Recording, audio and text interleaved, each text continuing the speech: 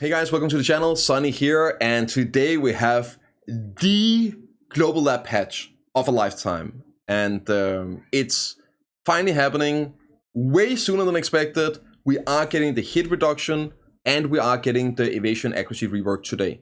So we're gonna cover that at the end. It's gonna be at the end section. It's very large, lots of talking about. There's a lot of other stuff in here, some great quality of life, some messages from the devs. And I do want to remind you all that normally these patches here, Global Lab, we cover them every Friday at twitch.tv/bprimegaming, like we're doing right now. You guys should tune in, watch it live, and get the deep dive there. Normally, this patch should be out on Korea on Wednesday, and globally should be out the following week, which means we are most likely going to get this patch on Wednesday, the 12th of June. So 12 days from now, this should be out globally. I'm really excited about this. But without further ado, let's dive into all the changes today. So first here, we got some general changes for class changes. This is mainly for leveling. They're changing some of the abilities, right? In addition to just the number of hits for all classes, we also conducted a thorough investigation of each skill for all classes. Among these, skills acquired and used in the growth before 56 are balanced to ensure smoother training in the growth period. So they updated some skills here for leveling. That's nice. It's very unfun for a lot of the old classes, so it's great that they're looking at this for a bit as well. Some description changes, nothing really big here with all this, and then class modifications. It's basically bug fixes. Issue attack range was applied the same as second wind. Again, Kuno fixes. Bleed effects was not applied first hit. So just a bunch of bug fixes. I was just checking it out for your class if there's anything there. Nothing huge, no like class changes per se yet. This is for Global Lab. New items there for people that want to test out on Global Lab. Makes it easier. And now a big change. We knew this was coming. We're getting Cron Stones for Lifeskill, Manners, and Mastery Gear in general. You'll be able to use it. For armors, it prevents downgrading. For accessories, it prevents exploding. If you fail an accessory with Cron Stones for Manners upgrading, there is a 40% chance that will downgrade and a 60% chance that will stay the same, assuming you fail. So let's look at the numbers.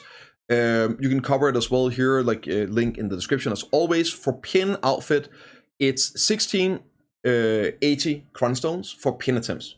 And we did the quick math. On an average 16.67 attempts, it's going to be just over 62 billion silver in Cron Stones on average to get a pin.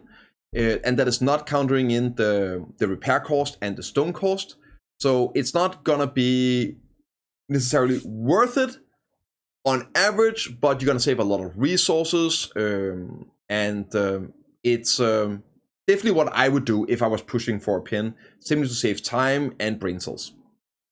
Clearly a blue squadron buff.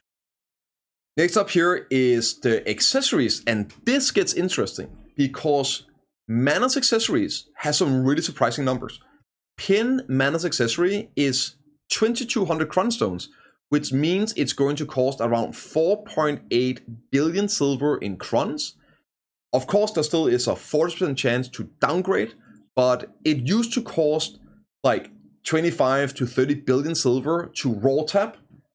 So now even downgrading for only paying 4.8, I mean, that's still huge. That's like giga improvement.